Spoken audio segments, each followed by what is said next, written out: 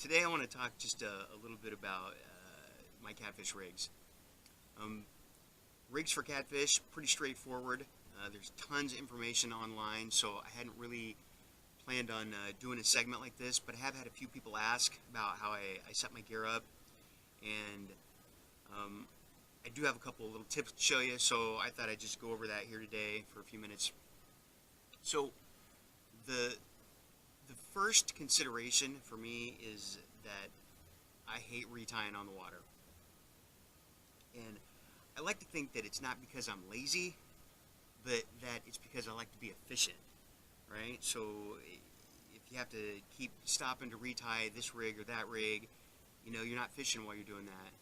And for me personally, if I come up on a spot and I think, ooh, this would be good, I'd be better off with a slip float here, but I know I'm going to just hit it once and then move on and then have to take it back off. I'll talk myself out of doing it. So we'll say half efficiency, half lazy. So with that in mind, I'm just going to show you my basic setup here. And then a couple little tricks that I have that I use so that I don't have to keep retying if I want to change from one type of setup to another. So I run braid for my main line. I run 90-pound braid. It's a little on the heavy side, but I fish a lot of heavy cover up close. So I mean, it works for me. I think most guys targeting cats in kayak are using braid as their main line. Works a lot better in the kayaks because the kayaks in general have more give. I would say probably most guys are maybe 50 to 60 pounds or up. So me, I'm running 90. My leaders are usually 50 unless I'm not in heavy cover, and then that might downsize my leaders to 30. So the first thing that goes on is I tie a bobber stop, right? And that's there for when I want it. So that's on my line.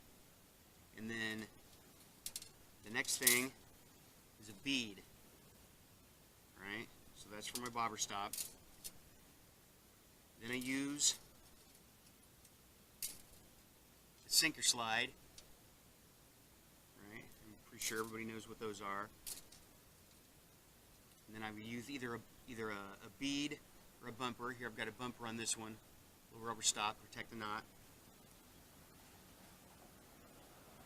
Then I use a heavy-duty bearing swivel and snap, right? And this is beefy stuff, right? So that's my whole setup. I mean, that's my basic rig. That's how I tie my main line all the time. It's always like that. So in most situations, right, I'm just going to use a slip sinker rig or a Santee rig or some variation of that. So I have most of my leaders are pre-tied. So if I'm going to fish on the bottom, put a sinker on my sinker slide, and I take whatever rig I'm using,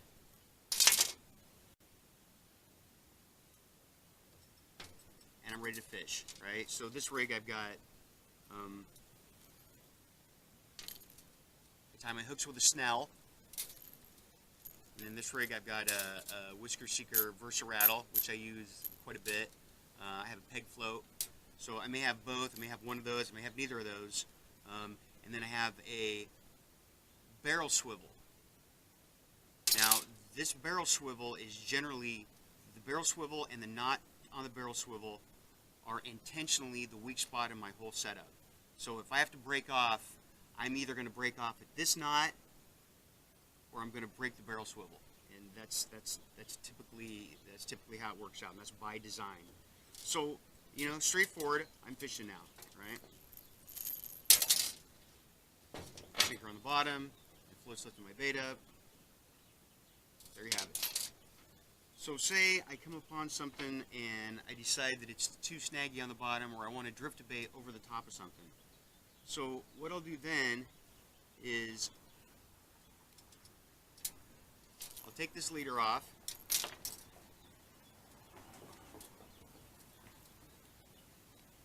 take my sinker off.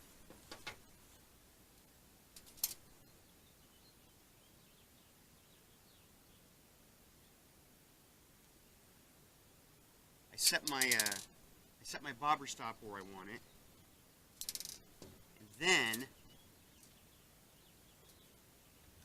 I have my floats, and what I do is I use some heavy line and run through my floats and tie a swivel on both ends, right?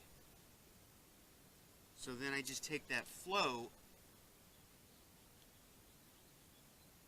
and put that on my sinker slide,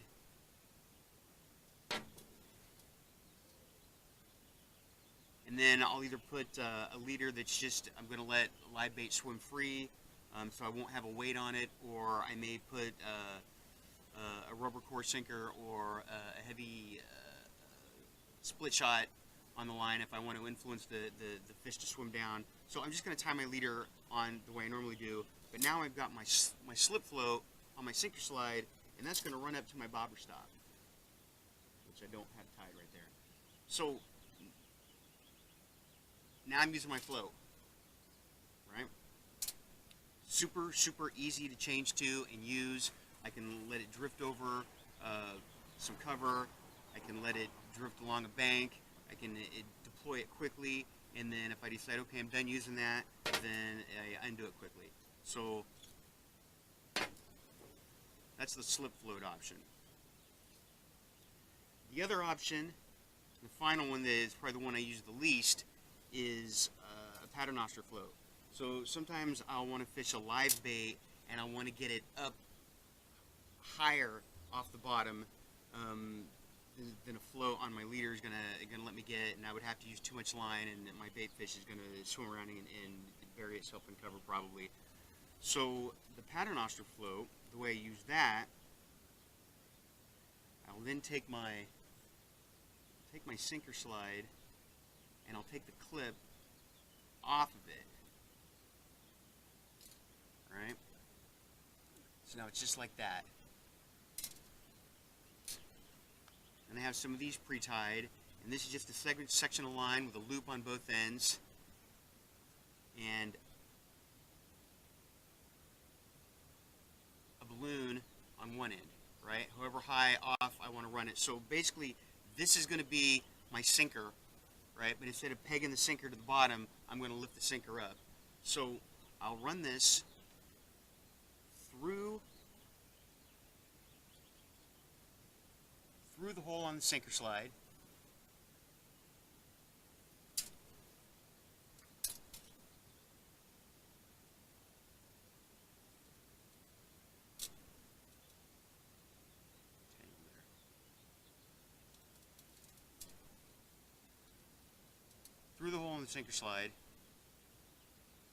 and then what I'll normally do is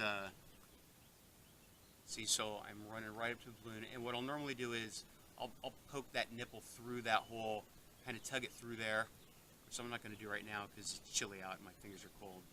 But so that attaches the balloon to that, so it doesn't slip away from it. And then I'll take this other end. Seriously, tangling stuff up here today. I'll take this other end with the loop. Stop it. Take this other end with the loop, and take my sinker, just run it through and around, so I can vary my weight if I need to play with it a little bit to get it right. Right, so and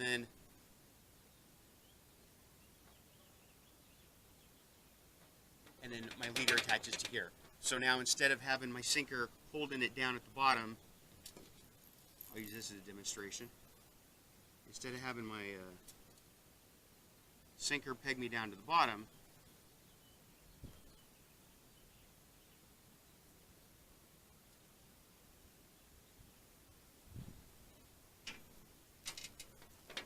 the sinker is up here. And ironically, it tangles less out in the water than it is for me right now.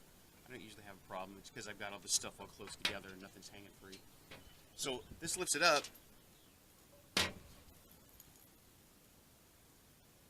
See there?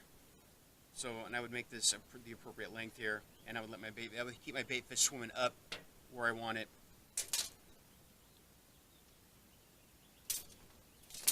And then, again, take my weight out. And I like to have the different options because where we fish, we do a lot of spot fishing. You know, we're finding an area with heavy cover or with good structure, and we're going to pull up to it and we're going to sit on it, soak a bait for a bit, you know, probe it. And when you're probing it, you might find you need to hit a variety of zones. You know, you might want to hit the bottom in front, you might want to lift it up a little bit to get out in closer, you might want to drift over the top of it, and being able to change it up, change up your rig, it's efficient. So, then I'm done with my fancy rigs, and I just want to fish the regular rig again.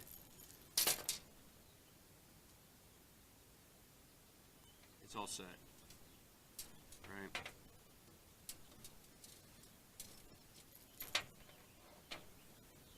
And I'm back to where I was. So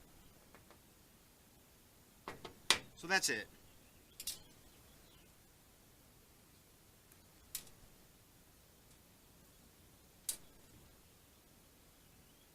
Bobber stop, bead, sinker slide, another bead or a bumper, heavy duty bearing swivel and a snap, and that's my main line. And then that gives me all these different options to choose from so I can fish any spot in the water column that I want without having to retie anything. So hopefully maybe this gives you some ideas, give you a little tip. If you have any questions or anything, go ahead and post them in the comments. If you found this helpful at all, be sure and give it a like. And if you haven't yet, by all means subscribe and be sure you get the updates when they come out. Okay? Thanks for watching, guys. See you next time.